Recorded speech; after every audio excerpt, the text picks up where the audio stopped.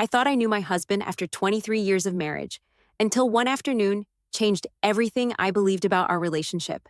What started as cleaning his home office turned into the most shocking discovery of my life. For months, he'd been telling me intimacy wasn't important anymore, that we were past that phase. But his browser history revealed a completely different story, one that made my blood run cold. What I did next didn't just expose his lies, it turned our entire social circle upside down. By the end of this story, you'll understand why sometimes the quiet ones are the most dangerous when pushed too far. But before we continue, make sure you're subscribed to the channel and write in the comments. Where are you watching this video from? My name is Evelyn, and for 23 years, I believed I was living the American dream. Richard and I met in college, both studying business at Ohio State. He was the ambitious type who planned every detail of his future, and I admired that drive. We married right after graduation, bought our first house in Columbus suburbs, and built what everyone called the perfect marriage.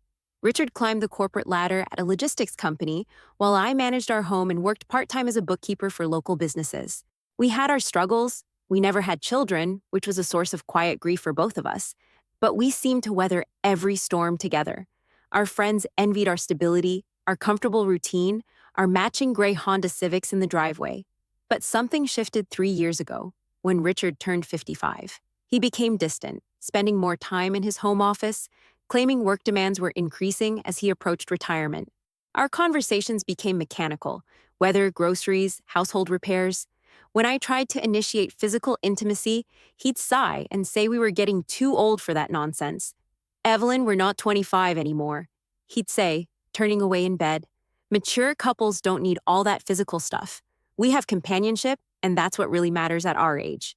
I convinced myself he was right.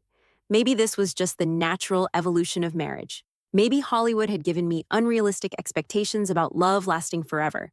I threw myself into community activities, volunteered at the local library, and kept our house spotless. But late at night, staring at the ceiling while Richard snored beside me, I felt like I was slowly disappearing. Our daily routine became a carefully choreographed dance of avoidance. Richard left for work at 7:30 sharp every morning, coffee in his travel mug, briefcase in hand. He'd return at 6:15, eat dinner while watching the news, then retreat to his office until 10 o'clock. Weekends followed the same pattern: yard work, errands, and hours behind his closed office door. "Important projects," he'd explain when I asked about the long hours. "The company is restructuring before I retire. I need to make sure everything's in order." I accepted this explanation because Richard had always been dedicated to his job. But small things began bothering me. He'd installed a lock on his office door, claiming he needed security for work documents. His phone was always face down and password protected. He'd shower immediately after coming home, saying the office air conditioning made him feel grimy. When our friends commented on how hard he was working, Richard would smile and put his arm around me. "Lucky to have such an understanding wife," he'd say. "Evelyn knows how important this transition period is for our future." I'd smile and nod, playing the supportive spouse. But inside, something was gnawing at me. It wasn't just the lack of physical intimacy, it was the feeling that I was living with a stranger who wore my husband's face. He'd developed new habits, like clearing his throat before speaking and checking his phone constantly during dinner. One evening, I suggested we take a weekend trip to Hocking Hills, something we used to enjoy. Richard barely looked up from his laptop. "Can't right now, Evelyn. Maybe after I retire." It was the same answer he gave for everything: restaurants, movies, visiting my sister in Cleveland. Our life had been put on indefinite hold. The first real crack in my denial came during our monthly dinner with the Hendersons, our longtime friends. Margaret Henderson mentioned how she and Bob were planning a romantic cruise for their 30th anniversary. "You two should come," she suggested enthusiastically. "Double date like the old days." Richard's response was swift and firm. "Evelyn and I are past the romance stage. We prefer quiet evenings at home." He said it with such finality that Margaret looked embarrassed for bringing it up. But Bob Henderson, who'd had a few drinks, laughed loudly. "Past romance? Brother, you're only 58. My parents were still dancing in their 70s. Richard's jaw tightened, and he quickly changed the subject to sports. That night, I lay awake thinking about Bob's words. Was Richard right? Were we really too old for romance, for adventure, for the spark that once made us inseparable? I thought about couples in movies, in books, in real life who maintained passion well into their golden years. My own parents had been affectionate until my father passed at 72. I began paying closer attention to Richard's behavior. He'd started using cologne regularly, something he'd never done before. His clothes were different too, more stylish, like he was trying to impress someone. When I complimented a new shirt, he'd brush it off, saying his assistant had recommended updating his wardrobe for client meetings. The password changes became more frequent. His computer, his phone, even his email account that I'd previously had access to for household bills. Security protocols at work, he explained. They're cracking down on personal device access. It sounded reasonable, but my instincts were screaming that something was fundamentally wrong. Everything came to a head on a rainy Tuesday in October. I'd been battling a persistent headache and decided to leave my volunteer shift at the library early. As I pulled into our driveway at 3 o'clock, 2 hours before Richard's usual arrival time, I noticed his car wasn't there. Strange, since he'd specifically mentioned an important afternoon meeting that would keep him late. I entered through the front door and immediately heard something that made my blood freeze. Laughter. Richard's laughter, coming from his locked office, accompanied by a woman's voice. My heart hammered as I stood in our hallway, straining to make out words through the heavy oak door. "Richard, you're terrible," the woman giggled. The sound was young, flirtatious, intimate in a way that Richard and I hadn't been in years. "What can I say? You bring out my playful side," Richard replied in a tone I barely recognized. It was warm, teasing, alive in a way he never was with me anymore. I pressed my ear to the door, my hands shaking. They were video chatting. That much was clear from the computer sounds and the way their conversation flowed. The woman, whoever she was making Richard laugh in ways I'd forgotten he was capable of. They talked about meeting up, about how much they missed each other, about plans that didn't include me. When I heard Richard's footsteps approaching the door, I panicked and rushed to the kitchen, pretending to unpack groceries I'd grabbed from my car. He emerged from his office looking flushed and happy, genuinely happy in a way I hadn't seen in 3 years. "You're home early," he said, his expression quickly shifting to the familiar mask of mild annoyance. "Headache," I managed to say, my voice surprisingly steady. "Thought you had meetings all afternoon." "Canceled," he replied curtly. "I came home to catch up on paperwork."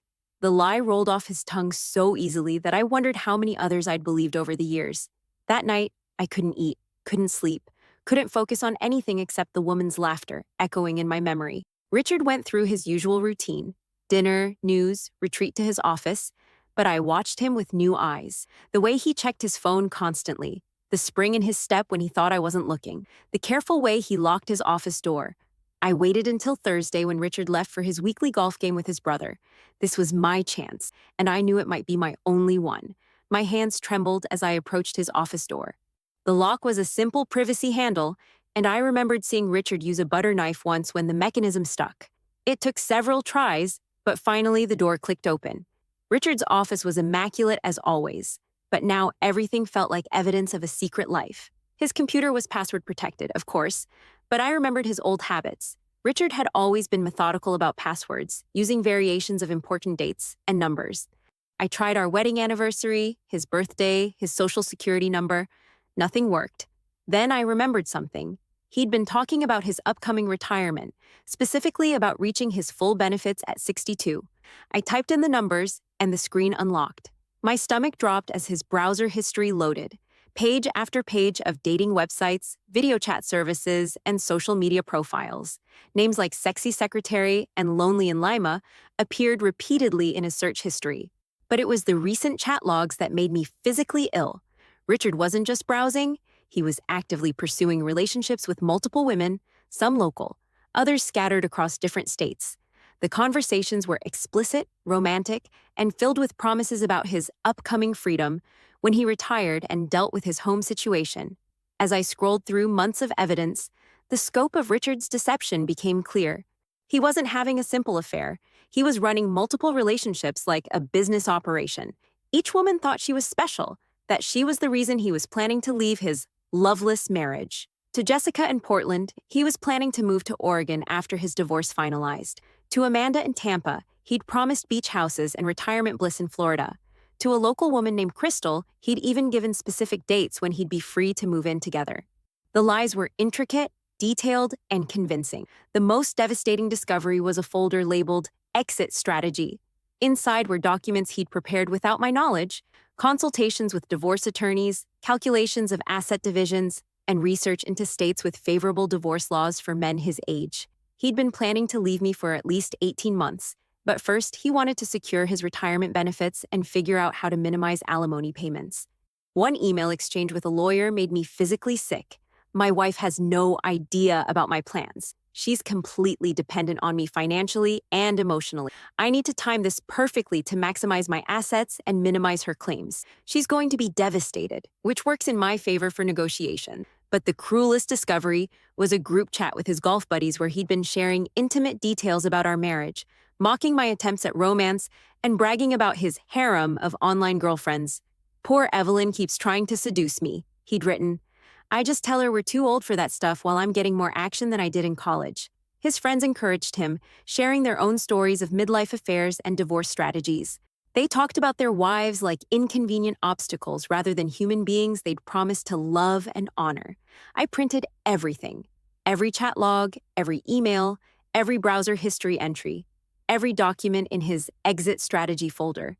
Then I carefully cleared the printer history and made sure Richard's computer looked exactly as I'd found it. My hands were steady now, my mind crystal clear for the first time in months. Richard thought he was the strategic one, planning his escape while keeping me ignorant and dependent. But he'd underestimated me completely. 23 years of marriage meant I knew his habits, his weaknesses, and most importantly, his ego. Richard's need to be seen as the perfect husband and successful professional was his Achilles heel. I spent the weekend researching divorce laws, but more importantly, I researched Richard's girlfriends. Social media made it surprisingly easy to find information about Jessica, Amanda, Crystal, and the others. I learned their real names, their jobs, their family situations, and their expectations about Richard's promises. Most of these women were vulnerable in some way, recently divorced, struggling financially, or isolated socially. Richard had targeted them specifically because they were eager to believe in his fairy tale promises. But they deserved to know the truth about the man who was stringing them along. The plan that formed in my mind was beautiful in its simplicity. Richard wanted to play games. I'd show him what real strategy looked like. But first, I needed to protect myself legally and financially. I scheduled consultations with 3 different divorce attorneys, using my maiden name and paying cash to avoid any paper trail. The best lawyer, Patricia Williamson, was a sharp woman in her 50s who specialized in complex divorce cases involving hidden assets and infidelity. When I showed her the evidence I'd gathered, she whistled low. "Mrs. Morrison, your husband has handed you the strongest divorce case I've seen in years. But we need to be very strategic about timing and presentation." Patricia advised me to document everything while continuing to act normal at home. "Let him think he's still in control," she said. "Meanwhile, we'll gather every piece of financial information and build an airtight case. When we're ready, we'll hit him from all directions at once." For 2 weeks, I played the perfect unsuspecting wife while secretly photographing financial documents, copying important papers, and building detailed timelines of Richard's deceptions. I even bought a small recording device to capture our conversations, following Patricia's advice about documenting his lies in real time. The hardest part was pretending everything was normal. When Richard made snide comments about my appearance or dismissed my attempts at conversation, I smiled and agreed. When he claimed to work late while actually video chatting with his girlfriends, I brought him coffee and acted grateful for his hard work. But I also began planting seeds for the grand finale. I started mentioning how proud I was of Richard's dedication to his job, how much I was looking forward to retirement together, and how lucky I felt to have such a faithful husband. I made sure to say these things in front of his friends and coworkers, building up the image he was so desperate to maintain. I also reached out to Richard's brother Tom, who organized their weekly golf games. Without revealing what I knew, I mentioned how excited I was about Richard's upcoming retirement party and suggested we throw him a surprise celebration. "He's worked so hard," I gushed. "He deserves recognition from everyone who cares about him." Tom loved the idea and immediately began planning what he called the retirement party of the century. He wanted to invite Richard's coworkers, our mutual friends, neighbors, and extended family. The guest list grew to over 60 people, exactly what I'd hoped for. While Tom handled the party planning, I had my own invitations to send. Using the information I'd gathered, I created anonymous email accounts and began reaching out to Richard's online girlfriends. My messages were carefully crafted to seem like concerned warnings from a mutual friend. To Jessica in Portland, "I thought you should know that Richard Morrison from Columbus, Ohio, might not be as single as he claims. I've seen him with a woman who appears to be his wife at several local events. You seem like a nice person who deserves honesty. To Amanda in Tampa, someone using Richard Morrison's photos has been catfishing women online. I found your conversations and thought you should verify his identity before meeting in person. Please be careful. To Crystal, the local woman, Richard Morrison's wife called looking for him yesterday. She seemed unaware of your relationship and mentioned their anniversary dinner plans. I think you're being deceived. I included just enough specific details to make the messages credible without revealing how I'd obtained the information. Within days, Richard's phone began ringing constantly. He'd step outside to take calls, his voice tense and defensive. I could see the stress building as his carefully constructed lies began crumbling. The best part was watching him try to manage the crisis while maintaining his normal facade at home. He'd come back from private calls looking haggard, but when I asked about his day, he'd smile and claim everything was fine. Meanwhile, Tom's retirement party plans were moving forward beautifully. He'd booked the community center, arranged catering, and invited everyone from Richard's professional and personal life. Richard couldn't refuse without seeming ungrateful, especially since Tom was so excited about honoring his brother's career. The retirement party was scheduled for a Saturday evening, exactly 3 weeks after I discovered Richard's secret life. By then, most of his online relationships were in chaos, but he still didn't suspect my involvement. He blamed crazy women and internet security breaches for his troubles. 2 days before the party, I made my final preparation. Using a professional printing service, I created a beautiful slideshow presentation titled Richard's Journey, 23 Years of Love and Success. Tom was delighted when I offered to handle the visual presentation, calling me the perfect supportive wife. The slideshow began innocently enough. Wedding photos, vacation pictures, images of Richard receiving work awards and recognition. But gradually, the content shifted. Screenshots of dating profiles appeared alongside family photos. Chat logs with his girlfriends were displayed next to our anniversary cards. His exit strategy documents were presented as slides titled Future Planning. I timed everything perfectly. The slideshow would begin during dinner, when everyone was seated and focused on the screen. By the time people realized what they were seeing, it would be too late to stop the presentation. Richard's entire double life would be exposed to everyone who mattered to him. Coworkers, friends, family, neighbors. Patricia had reviewed my plan and confirmed that none of my actions were illegal. You're simply sharing truthful information that your husband created himself, she said with a smile. If he didn't want people to know about his behavior, he shouldn't have documented it so thoroughly. The morning of the party, Richard was unusually nervous. He'd been fielding angry calls from his girlfriends all week, and I could tell the stress was affecting him. When he asked if I was sure about the slideshow presentation, I reassured him completely.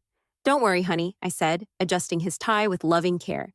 Tonight, everyone will see exactly who you really are. The community center looked perfect. Tom had outdone himself with decorations celebrating Richard's career, and the guest list was impressive. His boss, coworkers from 3 different departments, our neighbors, his golf buddies, my book club friends, and extended family from both sides. Richard worked the room like the politician he'd always wanted to be, accepting congratulations and basking in the attention. I played my role perfectly, standing beside him as the devoted wife, thanking people for coming to celebrate our achievement. Several people commented on how lucky Richard was to have such a supportive partner.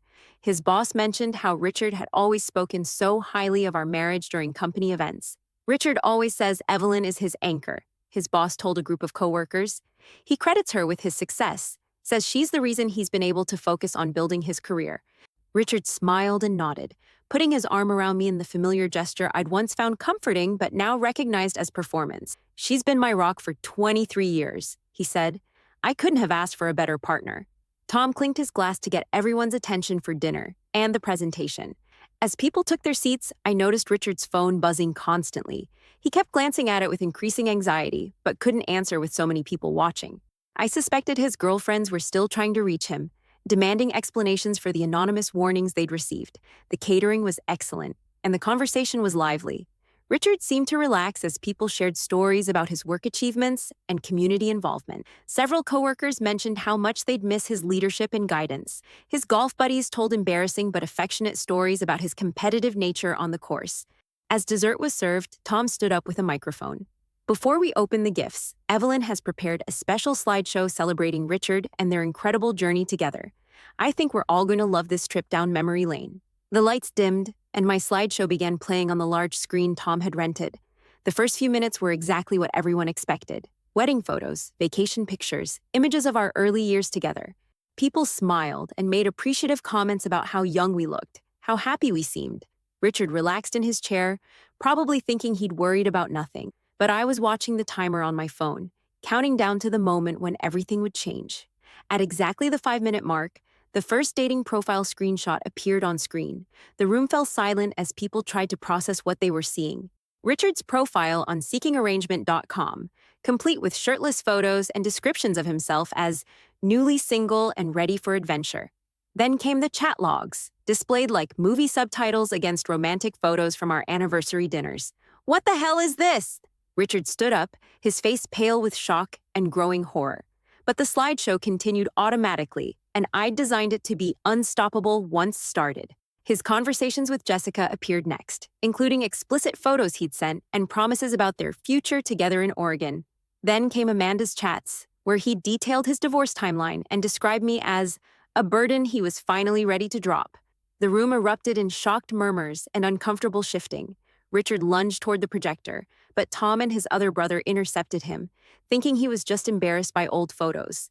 Let it play, Richard. Evelyn worked hard on this. The coup de grace came when his exit strategy folder contents filled the screen. His detailed plans to minimize my alimony, his calculations of how to hide assets, his timeline for abandoning our marriage while maximizing his financial advantage. But the worst part was the email to his lawyer describing me as completely dependent and devastated, which would work in his favor during divorce negotiations. By then, people were standing up, some heading for the exits, others staring in disbelief. Richard's boss looked mortified. His golf buddies wouldn't make eye contact. Our neighbors whispered among themselves, probably thinking about all the times they'd complimented our perfect marriage. The slideshow ended with a final message I'd added that morning. Richard, after 23 years of marriage, I've learned that actions speak louder than words. Since you've been planning our divorce for 18 months, I thought I'd save you the trouble. My attorney will be in touch Monday morning. Enjoy your retirement party. The silence that followed was deafening. Richard stood frozen in the middle of the room, his mouth opening and closing like a fish out of water. When he finally found his voice, all he could manage was, "This isn't what it looks like." His boss was the first to leave, shaking his head in disgust. "I'm glad you're retiring, Richard. This kind of behavior reflects poorly on the entire company." Others followed quickly, some offering me brief words of support, others simply fleeing the awkwardness. Richard's golf buddies tried to approach him, but their wives pulled them away. Apparently, the slideshow had revealed their encouraging messages about his affairs, and several marriages were about to have serious conversations. Tom looked devastated, repeatedly apologizing to me for unknowingly facilitating the exposure. Within an hour, the community center was empty, except for Richard, Tom, and me. Richard finally exploded, screaming about privacy violations and illegal computer access. But Tom surprised me by defending my actions. "She's your wife, Richard. She had every right to know what kind of man she was married to." 6 months later, our divorce was finalized. Patricia had been right. Richard's own documentation made it impossible for him to hide assets or claim innocence. I received 60% of our marital property, substantial alimony, and the satisfaction of knowing that his reputation in Columbus was permanently destroyed. Richard moved to Arizona, probably to escape the social consequences of his actions. I heard through mutual friends that none of his online girlfriends wanted anything to do with him after learning the truth. He'd played too many people and burned too many bridges to start over easily. As for me, I'm 61 years old, financially secure, and finally free to discover who Evelyn Morrison really is when she's not pretending to be someone else's perfect wife. And let me tell you, she's much stronger than Richard ever imagined.